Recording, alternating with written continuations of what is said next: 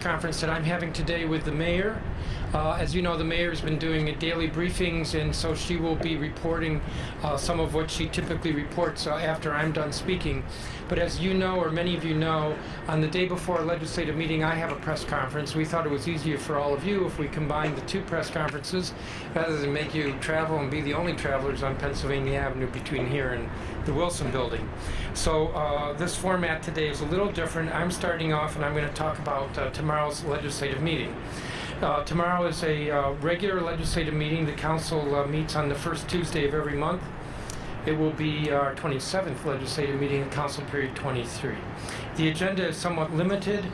I have indicated to council members that while we are trying this new having a virtual meeting where members are participating through electronic platform, that we have to limit our agenda. It's hard for us to circulate items at the meeting, so documents to be considered tomorrow have to be filed today. In fact, filed no later than this afternoon. So we are going to dispense with the usual introductions tomorrow. We're not having any ceremonial resolutions. We're dealing with final reading on bills that have already gone through first reading and were not controversial. And we have some contracts that the mayor had submitted. I believe all the contracts are related to the emergency, as in increasing the financial authority under the contracts. I believe they were under $1 million, and now they'll be over $1 million in terms of not to exceed. That's with regard to the contracts. There are a couple of bills that were not controversial but are non-consent just because there'll be some amendments. So really where the action is tomorrow is on the emergency bills before the council. There's a bill dealing with Children's Hospital, which is really just extending some authority that was previously approved in an emergency. There's a firearm safety omnibus clarification bill, which at the moment I don't remember, but it wasn't controversial. I believe, again, it is basically extending an emergency already approved. And then there is the COVID-19 Response Supplemental Emergency Amendment Act. And that's where most of the attention has been and will be. Let me speak to the highlights in that emergency bill. It's doing many things. There are about 37 sections. I'm not going to go through all 37, but I will welcome questions if there are any regarding different sections. First of all, what the bill will do is extend the mayor's authority with regard to declaring the emergency for a full 90 days, that is until the middle of June. The law, I believe, says that the mayor has 15 days and then has to come to the council. On March 17th, we expanded that, I believe, to 45 days. Now we're doubling it to 90 days. So she will have that authority until mid-June. The bill also will authorize up to $500 million in short-term borrowing. This was requested by the Chief Financial Officer, and Jeff DeWitt is here. And I neglected to note, in addition to the mayor, who I assume is standing behind me, that Councilmember McDuffie, who's the chair pro tem, is also here and available to answer questions. The district is in a good financial position, so we are not worrying about whether we have revenue, although we are seeing a substantial reduction in our revenue this year. And if there are questions about that, I'll let Mr. DeWitt answer that.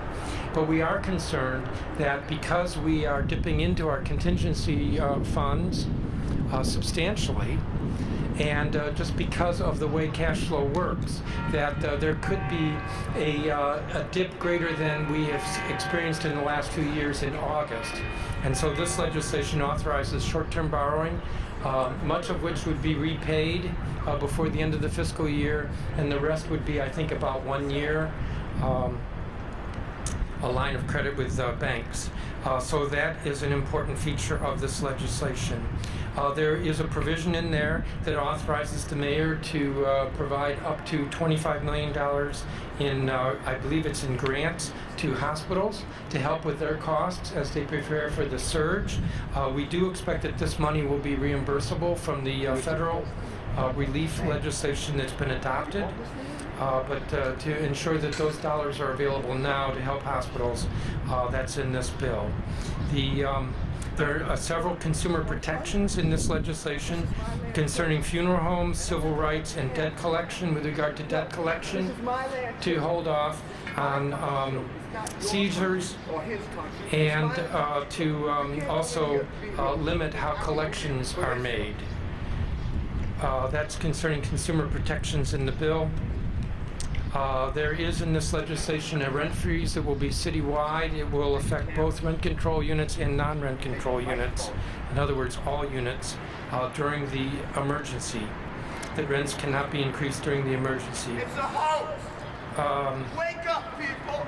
There's also a provision concerning mortgages that if an individual can show that he or she or a business has reduced income because of the emergency that or illness, we're talking about individuals, that mortgage companies have to offer a 90-day deferral. And for commercial tenants, if there's a mortgage deferral, that has to be passed through to the commercial tenants. There is in the bill a provision for expanded use of individual opportunity accounts. That's intended to allow more financial flexibility for individuals because they'll be able to access those opportunity accounts if they have them. There are provisions in there that make adjustments to the unemployment insurance and our safe and sick leave laws to conform with the federal CARES Act.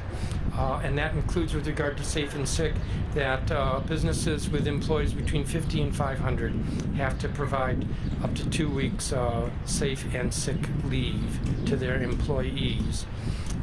There are a couple of provisions aimed at reducing the jail population, and I'm including within that Bureau of Prisons. We don't have authority over the Bureau of Prisons, but we do have authority over sentences.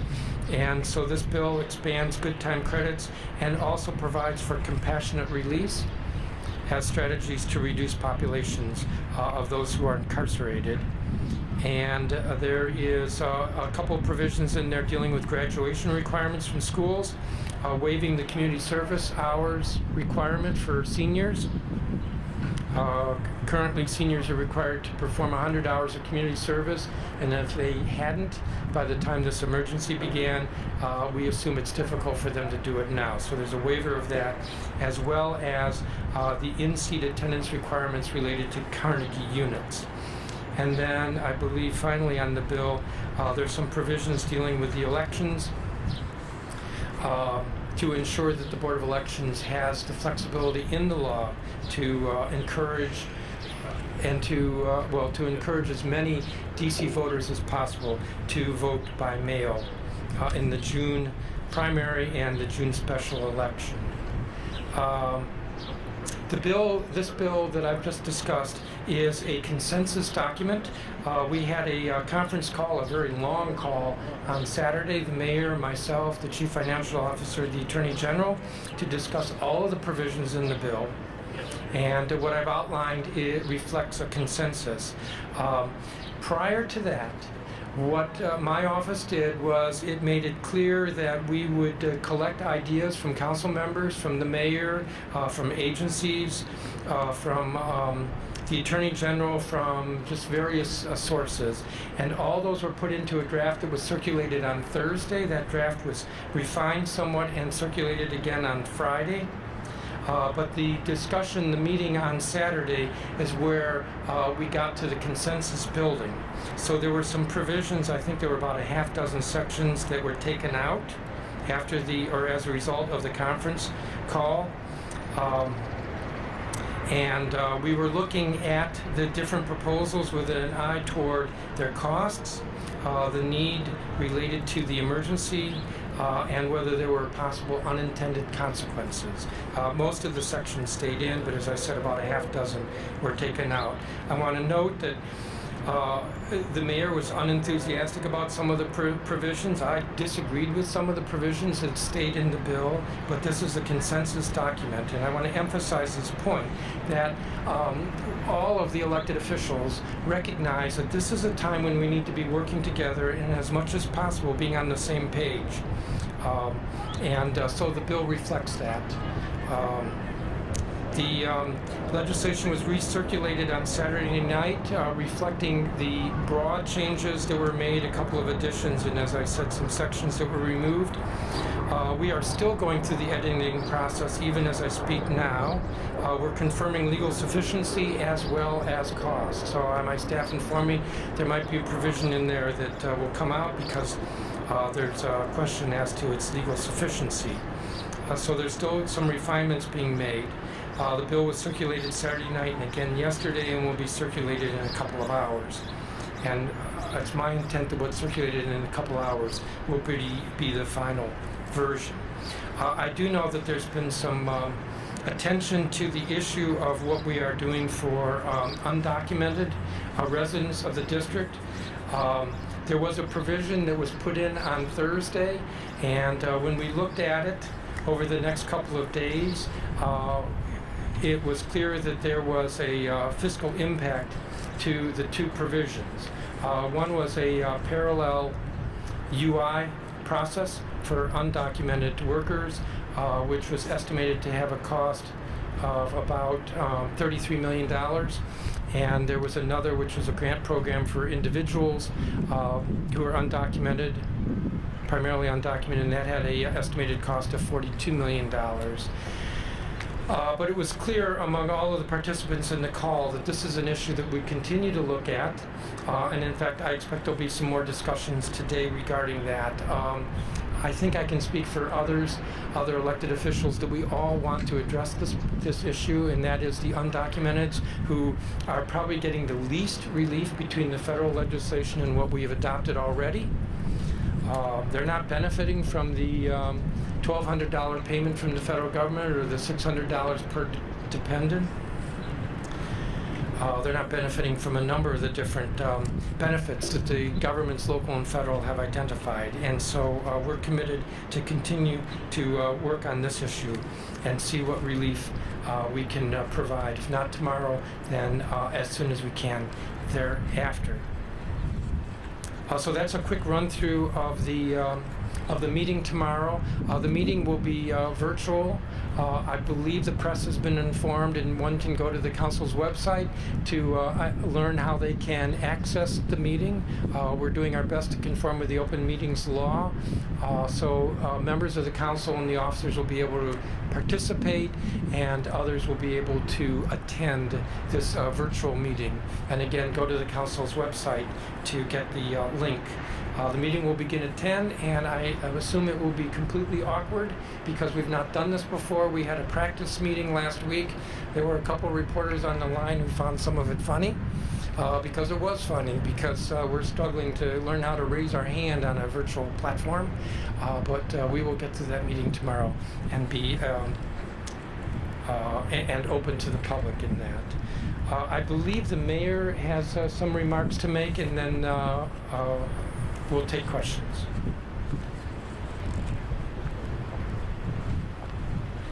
Thank you, Mr. Chairman, and thanks to the members of the council present and also participating virtually.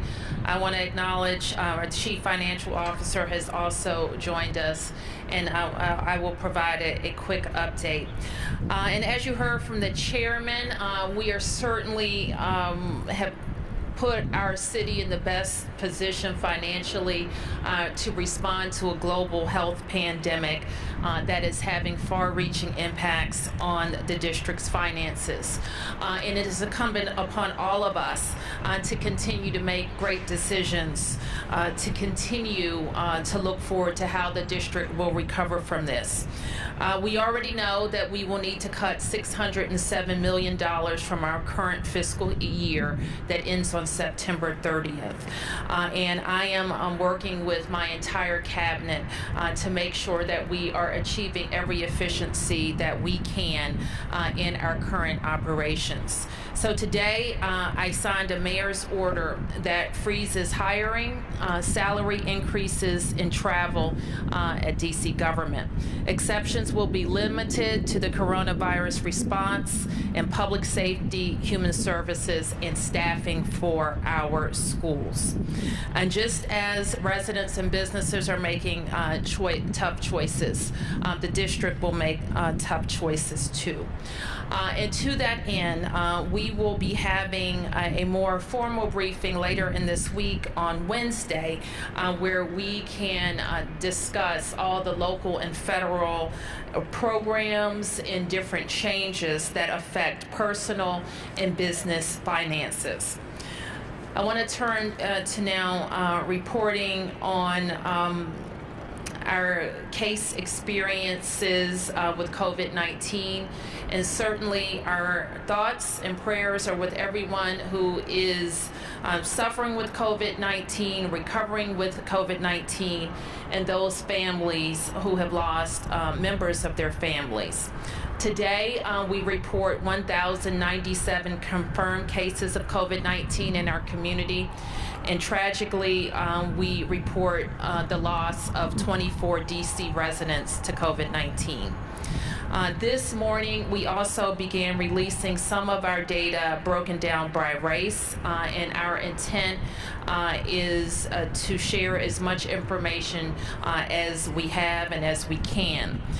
With community spread underway, we cannot express enough that staying at home is every individual's responsibility to save lives.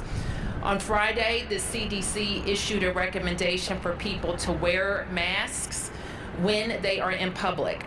And I want to be very clear about something. Wearing a mask does not replace social distancing.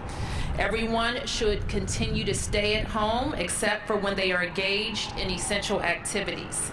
However, when you do leave home, it is recommended that you wear a mask, and guidance on wearing masks is available on coronavirus.dc.gov. So with that, I'll turn back to the chairman for questions. Thank you, Madam Mayor. Are there questions? Martin. Just starting off on the two provisions you mentioned regarding excluded workers and how they would access potential benefits. I mean, you said that there's a big expense attached to it. Folks are saying that Montgomery County has a smaller program. I mean, are you thinking of trying to create some sort of smaller program that they could start drawing money from, whether it's run by the city or a nonprofit? Like, what are the ideas you guys are tossing around to help undocumented and workers that are in the non-traditional sector? Well, it's premature for me to say too much because I have not engaged in discussions with the mayor and her folks.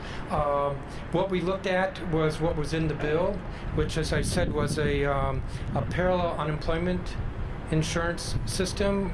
These are undocumented workers who haven't paid into unemployment, but perhaps their employer did. They're not, so I misstated there, that their employer may have paid into unemployment, but because these are undocumented, they can't access UI benefits.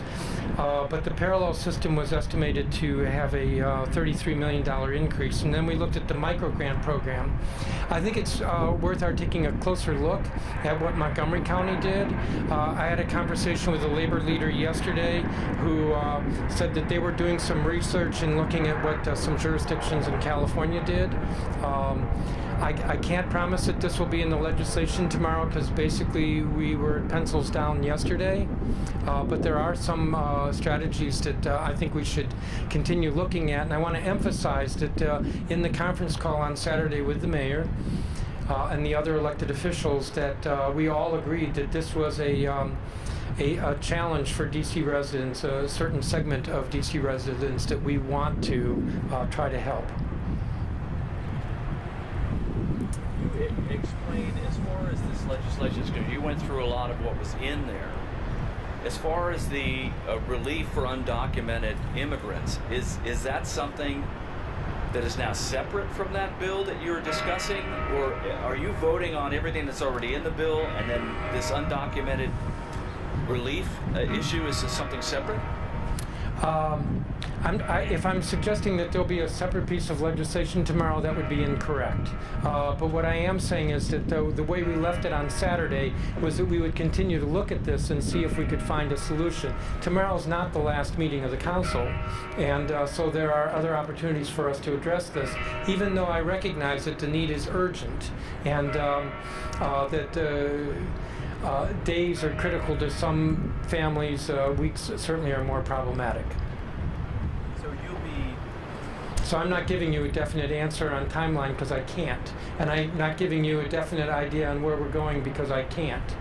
just want to make clear that the door is open between elected officials. We were very clear about this in the call to continue looking at this. Sam. Yes, Mr. Chairman, I'm asking questions for a colleague that's working on something. He's talking about your plan to help landlords and tenants with mortgage and rental relief. Are you able he wants me to ask you what happens after a 3-month period when people don't have to pay? Will mortgage companies ask for a balloon payment? And if so, will the balloon payment then be forwarded over to renters, or does it just get tacked on to the end of the mortgage? There was a lot in that question, Sam. So there's a provision in the bill concerning mortgage deferral, and that is available to on both the residential and the commercial side. We looked at the language, and I've not seen the latest revision.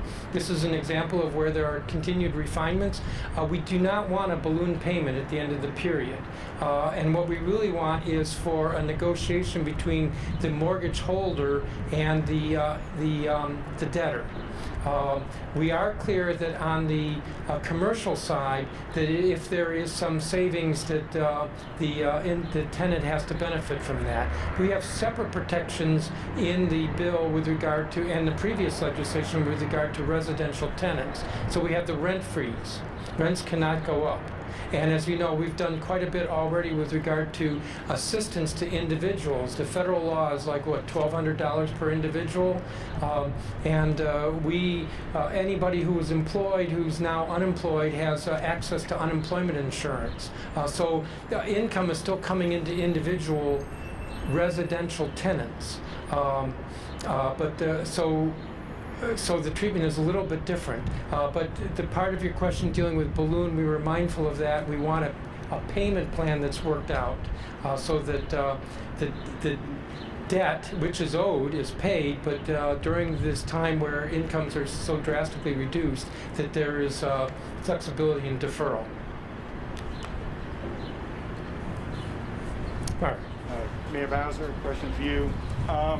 Given what we saw over the weekend at Fisherman's Wharf, coupled with what we heard from Dr. Bricks at the White House briefing warning that D.C. was going to be a hot spot in the coming days, this is not the time to go to a grocery store, are you considering any more ratcheting up of restrictions? And what are you doing to keep from what happened at Fisherman's Wharf from happening again at other places? Well, thanks for that question. And we, as you know, have been very focused on food and food access, and all of the delivery points for food access, including takeout and delivery at restaurants, making them essential, as well as our grocery stores essential, as well as all of the food markets have been deemed essential.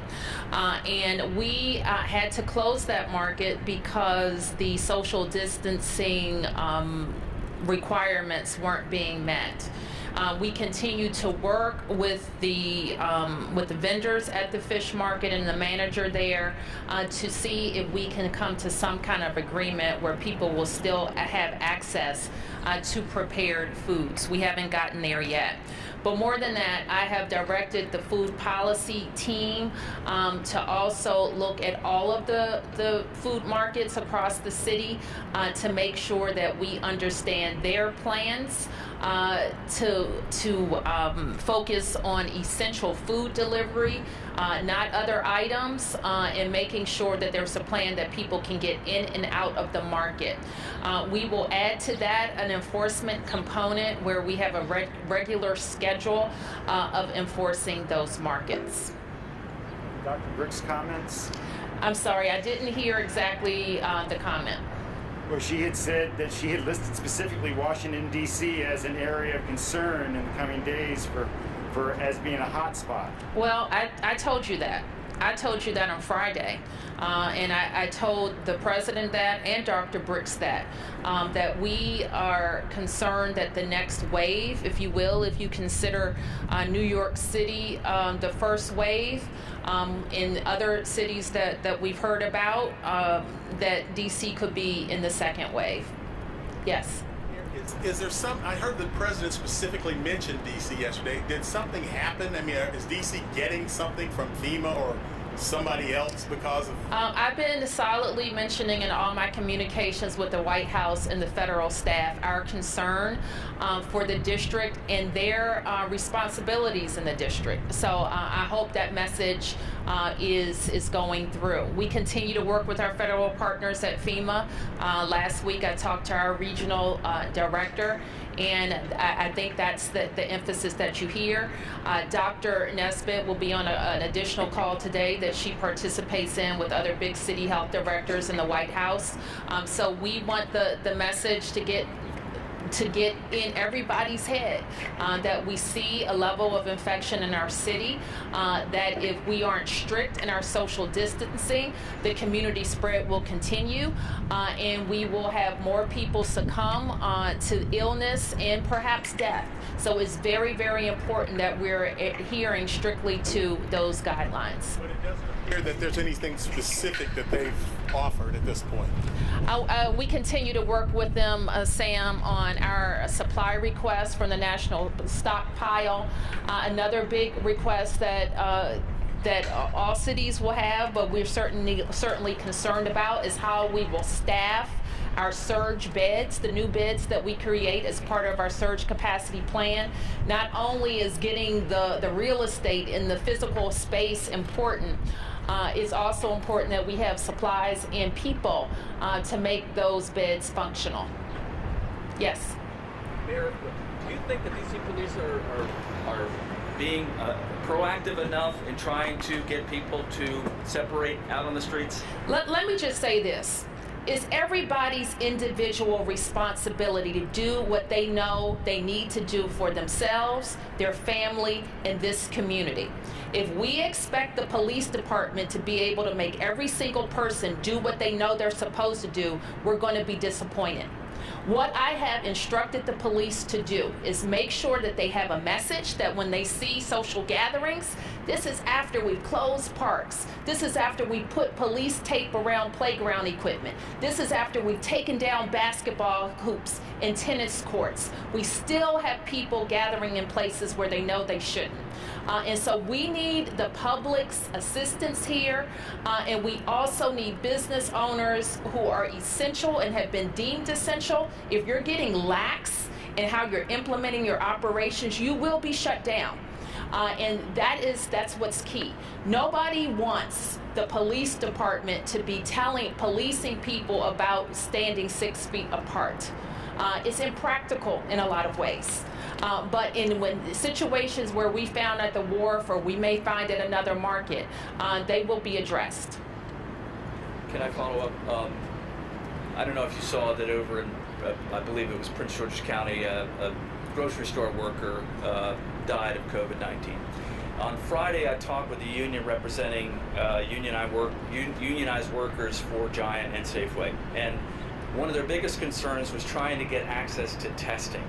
Have you rethought that at all, to giving them access to the UMC testing site? All DC residents, as you know, can call our hotline, and the hotline went up on Friday. I'll make sure that every resident has that information, and those workers who may have symptoms would be referred either from their doctor or through the hotline. So you mentioned the issue of cutting $607 million out of the current year's budget. Like, put that into context that people can understand. I mean, how significant is that? How likely is it that programs that people rely on or like to see are going to be cut back on? I mean, people remember back in the day, the last recession, when Sunday hours at libraries were cut back and that sort of thing. I mean, so what's this going to look like to you? Oh, I have some really good examples I can give you. And now I have to think of them off the top of my head. But let me give you an example of one of our agencies that I think is $600 million. FEMS. That's the and somebody will correct me if I'm getting that wrong, but that's about FEMS. DCPS is just over $1 billion. So $600 million represents almost half or a little over half of the DCPS budget. We looked at some of the labor agreements, for example, that we put in place over the last 5 years, representing pay increases for our staff, about $600 million.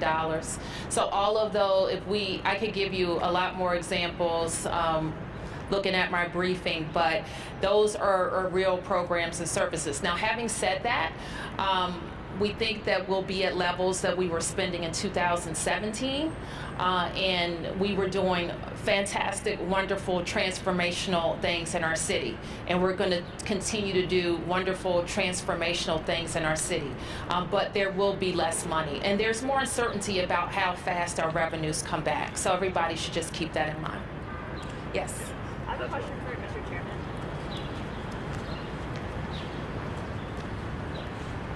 Yes. I was wondering if you could speak a little bit more about the provision in the bill that will reduce the population of the jail and how many people you're expecting for it to reduce. I'm not sure I can give you an estimate of how many people, but the good time credits, we've already expanded good time credits affecting the jail. What's in this bill, if I understand it correctly, affects those who are sentenced in the Bureau of Prisons. Now there are district inmates, but they're in the Federal Bureau of Prisons, and so this is an effort to try to reduce that population. The compassionate release is focused, if I remember correctly, on older inmates. It would be inmates who've served a significant amount of time where they have an illness. There are various criteria that are set forth in the bill, but the idea is that somebody who's already been incarcerated for a long time or is very, very ill, what is being accomplished by continuing to hold them and they're being vulnerable to the COVID-19 virus.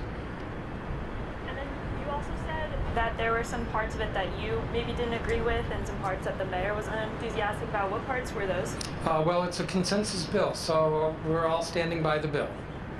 That's the best answer you're going to get. But I wanted to make the point that there are some controversial issues or some issues about which there may be some disagreement publicly, and we're all standing together because I think that's what the most important message here is, that where we can provide help to residents, we're going to do it, and we're going to do it without the kind of political dialogue and disagreements that we can afford in normal times. It's important that we're on the same page, and so that's what the bill reflects. Yes? Just a question, Chairman. Can you speak generally about the bill, about just the kind of relief you want to offer to residents and why it's so important now? Well, I think my answer to your question would look at both bills. What was adopted on March 17th, that the mayor signed on March 17th, and what is in this bill. This bill is a little different than March 17th in that we're specifically addressing hospitals. We expect that those dollars will be reimbursed. This bill is different in that it does provide for short-term borrowing, and this is the first time in, I'm going to say, half a decade that the district has contemplated having to do short-term borrowing. But that's okay, because we are tapping into our rainy day funds, and it's nothing more than a liquidity issue, not to minimize it, but we have the money. It's just a matter of whether we have the cash flow at the right time. Between the two bills, we've been doing our best to address relief for individuals, so that by far those individuals who have seen that their paychecks have been eliminated are being helped through unemployment insurance or the federal relief payments. There are some provisions in there that are intended to give additional comfort to individuals. The consumer protection, I talked about those today, but 2 weeks ago or 3 weeks ago, we had provisions in there to strengthen our law regarding and make it clear that our laws regarding price gouging and stockpiling by individuals, that those extended to the public health emergency. So we've been looking at consumer protections. That's important. But we're also very concerned about businesses, because businesses are the employers. And the reason why there's so many individuals who are not getting paid or are out of work is because the businesses are shut down.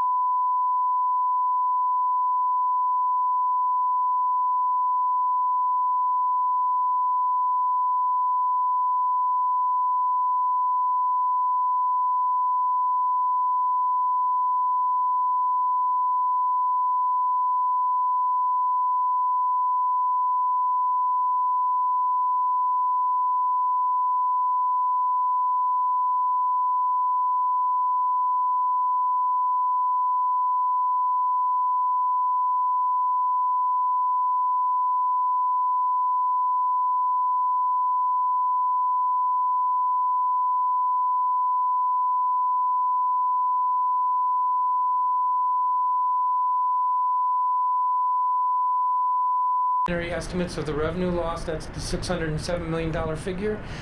We will have a better refined number before May 6th. I think everybody has to assume that this budget for next year and the budget for the current year is going to be much leaner. And so if folks are looking for additional programs, that's a hurdle. I'm not saying that that's an absolute no. I'm only speaking for myself. I would not say that's an absolute no, but it's really hard to think of where we're going to find funding for additional programs when we have to cut this year $600 million and next year, I believe, about $600 million, and the following year about $600 million. So people should be looking at, should be thinking of priorities. Sam? Yes, sir. Can the CFO talk to us? I know he testified before your council. I'd like him to talk. He can talk the numbers. Okay.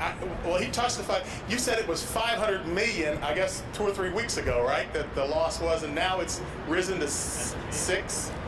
So as we've been looking at what is the impact on the economy, the sales tax losses from the business shutdowns, the impacts of unemployment on income taxes and business taxes, our estimate that we're going to refine and finalize for the budget on April 24th. The preliminary estimate we've given to the mayor, which she mentioned, was the $600 million range for the current year. And it's about that range for next year for the budget for 2021, about a $600 million reduction also under the current estimate. Now, we're getting data every day. We just got property taxes filed on March 31st. We just got sales taxes just came in. We're monitoring where the economic activity in the district is, and we'll continue to refine that. I can say that I don't see it getting better than $600 million. That's the current estimate, but we're working through that, and that's our best guess at the current time. On April 24th, that number that we put into our official letter will be the number that the government will balance to for the current year and through the financial planning period. But it's worse than you estimated when you testified before the council a few weeks ago. Yeah, if you look back on early February, mid-February, we were assuming we're going to get more revenue. So as we see the impacts of the shutdown, we see how long it's going to last, the numbers will continue to change. I talked to the 25 largest cities on almost every other day basis, and every city in the country is having these same impacts and are coming up with similar estimates as to what we are. You more questions? Yes. 1, 2, 3. Yes, Mark. Mayor, I suppose this would be for you. There was the 2 individuals who passed away at Hope Village, the halfway house. Now, again, this is under the control of Bureau of Prisons, so there's not much DC can do, but any thoughts on what's happening there and what DC, if DC could do anything to kind of impress upon the federal government that they're concerned about people in their custody? I am going to spend some time talking to the Congresswoman today and our public safety team with BOP and try to get more information out of that operator. So we will spend time doing that. I think I reported to you that we conducted our CIC, Corrections Information Council, conducted an inspection there. I think it was last week. That was really focused on making sure that all of the supplies and some of the reports that we got could be confirmed. We, let me say, don't know exactly what has happened to those 2 residents, except I can say we were able to test the first resident for COVID, and he tested negative. We don't know the cause of his death at this time. And I don't know that we have the test results back for our second resident. Yes. Oh, I'm sorry. I called off, and then I'll come here. 1, 2. I think you were next, Mark. Mayor Bowser, are you any closer to making a decision on public schools and whether when or if the public school year will resume? On Friday, when you gave your projections, that same day, DC Public Schools sent out notices to parents of seniors that they needed to pay their dues for prom and for graduation, and those were still going on as scheduled. Can you kind of square that circle for us, and what do you tell students and parents? Well, the public schools, we will make a statement later, but it has more to do, Mark, with how in the city that we will be able to dial up more activity and when. I like to talk to you all about that at some later date. But right now, we will announce the date that DC Public Schools returns as we have more information about the transmission of the infection in our city. Let me just say, our great hope is that kids can come back to school this school year. That is our great hope. And if the data on the ground indicate that that would be safe to do, then we will announce that. But we're not close to doing that at this point. And what's in the legislation that we asked the chairman to include was extending the public health emergency. Currently, the public health emergency would have ended on April the 24th. We've asked for an additional 45 days to extend the public health emergency. So right now, that is our marker for when we would be able to know for sure how we could dial up or dial up activity in our city. So before that date, we will be making some announcements, and likely before that, before DC Public Schools. Yes, you were next. We have a reporter down at the fish market who says that he's been allowed and has reached an agreement with the city to reopen tomorrow. Can you add some clarity to that? We haven't confirmed anything. I will make that decision, and I haven't made it. Yes. I have two questions. So you just released the data by race. I was wondering if you had any reactions, thoughts, or like analysis based on the data. I'm going to leave the analysis to the medical professionals, but I think what you can see from the data is that this virus is affecting people all across our city. It is affecting men and women. People in various age groups are becoming infected as well.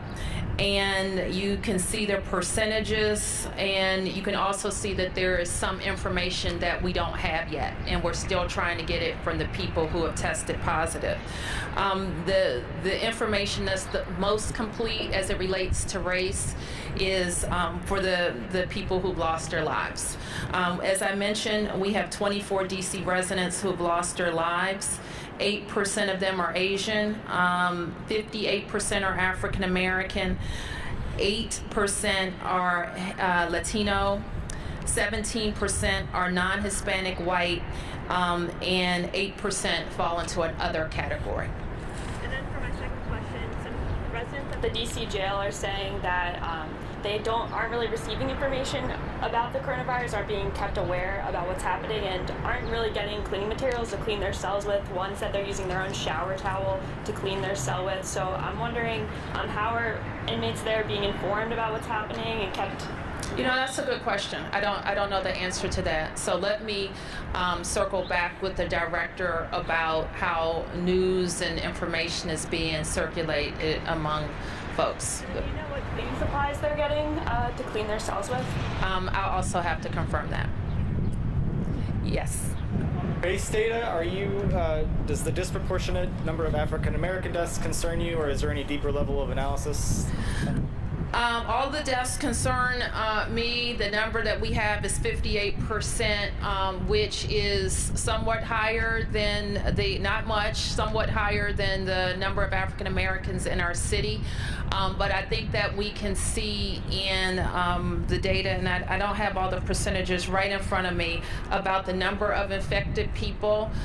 We need to be very vigilant across all of our city in every demographic in Washington about staying home, listening to symptoms, because I think what we've seen across the country with the limited race data that we have is that African Americans are dying from this virus, it would appear, in greater numbers than other Americans. Does the district have any testing data broken down by ward or race? I'm sorry, I don't follow that question. Among the people who've been tested, can you break that population down by ward and by race? We have. Has that been released? By ward, the ward level data and the race level data have been released. Race level data for the first time today. The ward level data we've been releasing for several days, maybe a week. Who's been tested, not tested? I'm sorry, I must be a misunderstanding. It's asking about who's been tested, not who's been confirmed cases. Oh, I got it. Let me double check on the negatives. Is that what you mean? On the negatives? Okay. I'm not sure if we've reported that. Let me check. Yes.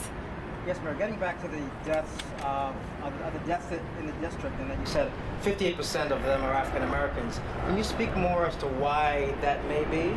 I'm gonna again make sure that our medical professionals are kind of analyzing the medical data. Yes. Can you help us understand why construction is considered essential?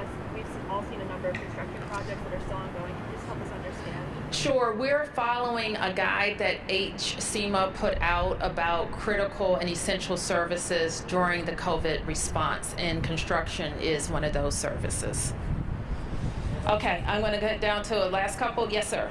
Is there any thought been given to allowing medical marijuana dispensaries to deliver medical marijuana to patients?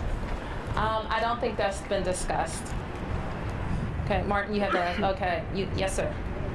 So yeah, just back to the issue of social distancing and how it's being enforced and that sort of stuff. The other thing people pointed out after the Fisherman's Market was that places like Rock Creek Park are full of people because it's nice weather out and people want to get in their runs, which they can do, or want to get in their bike rides. But when you have a lot of people going there at once, you just have crowds. Like, what, if anything, can the city do to address that? Could that include, like we've asked before, shutting down other streets to kind of open up space for people? Have you guys given this any thought?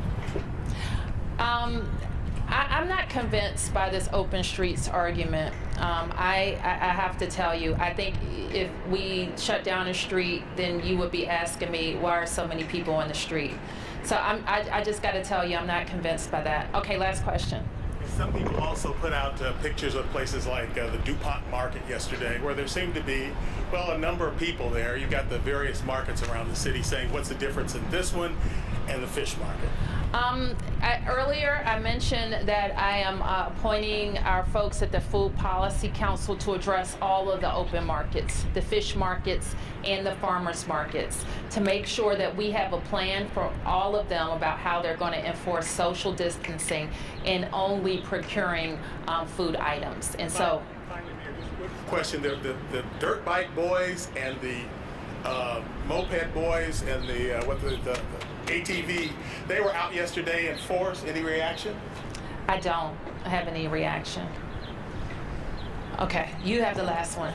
So the president last night mentioned about a federal medical station in D.C. and working with the mayor. Can you speak more to that? I got to think that the president is referring to our discussions with the Army Corps of Engineers and how they will assist us with our medical surge capacity. Is there something in the works, something definite that's happening here? As we briefed out on Friday, we're working with all of our hospital providers to ensure that they up their capacity by 125%, and we are going to assist them in doing that.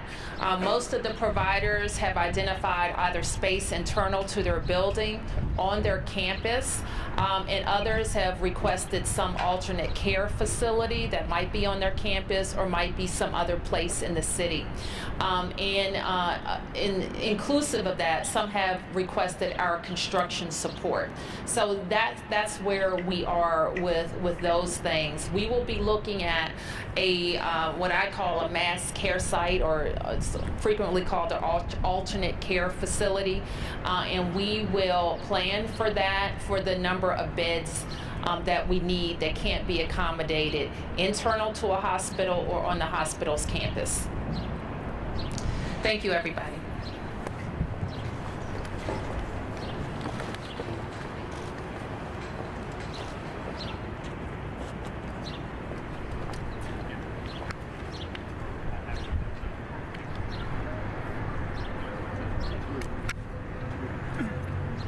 I can't hear you. What?